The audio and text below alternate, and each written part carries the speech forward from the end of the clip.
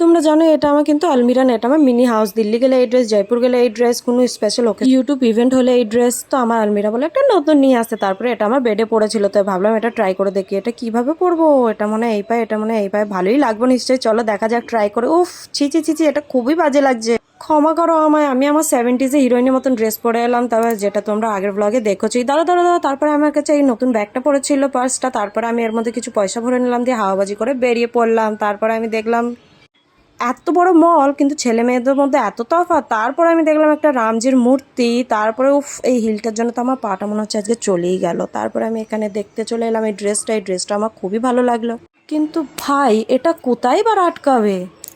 তারপরে আমার কিন্তু স্বভাবটা যাবে না কোনো জিনিস কেনার আগে প্রাইসটা দেখার। তো তারপরে আমি কিন্তু চাই সস্তা আর টিকাও জিনিস, তাই আমি চলে গেলাম অন্যদিকে। তারপরে আমি এই ড্রেসটা দেখলাম, এটাও খুব ভালো লাগলো। উফ, আমার পা তো আজকে চলেই গেল।